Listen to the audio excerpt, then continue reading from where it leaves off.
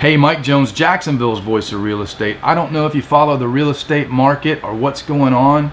You probably don't unless you're actually buying a house or selling a house, or unless you're an investor or something. And I don't blame you, but I'm in the business full-time day in and day out, so I follow the news and I follow trends and things all the time. All across the nation, some of the biggest housing markets are starting to report slowdowns in home sales. That's with new construction, resales, everything. Now, we're also starting to feel that in the Northeast Florida area as well. Just a few months ago, you were seeing a lot of multiple offers, people bidding wars on houses, especially those that were priced under about $300,000. I'm not saying that we're not seeing that now, but it's definitely less and less. It's definitely tailed off. We can feel it. There's also, every day I look at the listings, new listings, expired listings, price reductions, and daily, every day, there are more and more expired listings. Expired listings are houses that were on the market, did not sell, and they have come off the market unsold. Those are increasing day by day. I look at them every day. I'm also set up where I get price alerts. Every time there's a price reduction on any property listed in Northeast Florida, I get alerts. I've got it set up that way.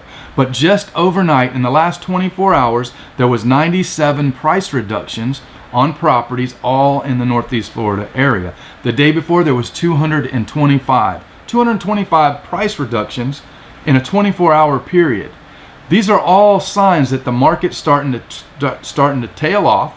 We're in what we call a transitional market or a transitional phase. Matter of fact, Wells Fargo just announced that they're laying off 638 people in its mortgage department, 137 right here in Florida.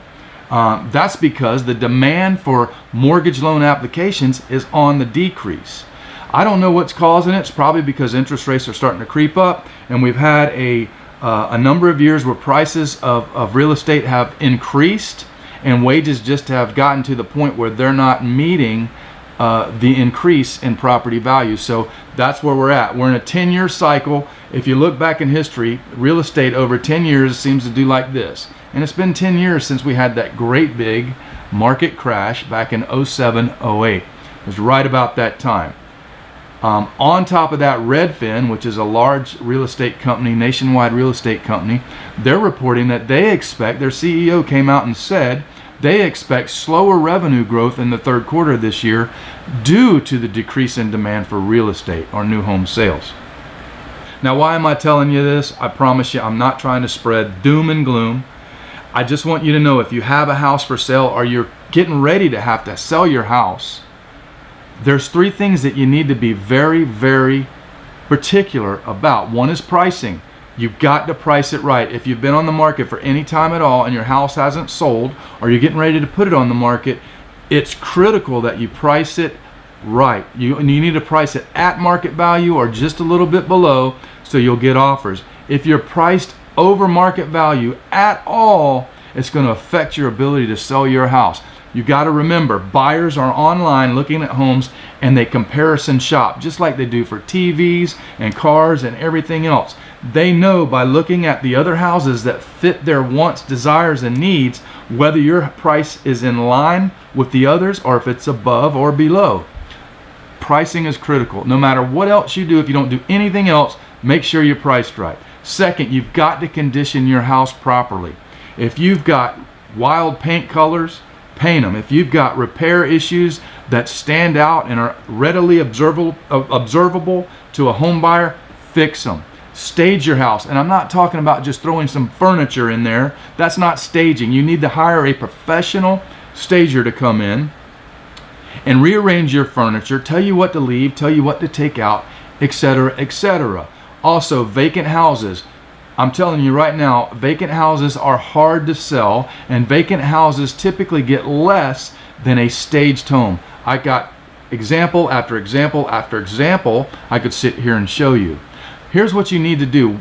Right now, especially in a transitional market like we're seeing now, the buyers that are out there, you have got to create, when they walk in that front door to look at your house, you have got to create, you got to hit an emotional nerve for those people. You got to make them want to see your house. They're not going to visualize anything if that house is empty. You're not going to create an emotional anything if your house is vacant.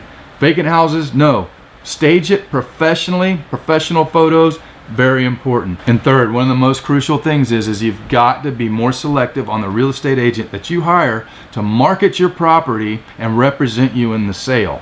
It takes more than just putting you in the MLS, putting a sign in the front yard, and putting it on a website. It takes way more. It's very important that your agent, the agent you choose, has a results-oriented, detailed marketing plan that they can show you, and they need to also show you some past results of houses that they've sold before you choose them. My name's Mike Jones, and I can help you if you have a house to sell anywhere in the country. Over the past 20 years, I've developed relationships with realtors everywhere in the United States, and I have helped many people find an agent that suits their needs. If you like this video, do me a favor and click the like button. It keeps me making more videos. And also, make sure that you subscribe to my channel and click on the little bell so you'll get notifications when I upload a new video, because you don't want to miss anything. I'm Mike Jones, Jacksonville's Voice of Real Estate. Thank you for watching.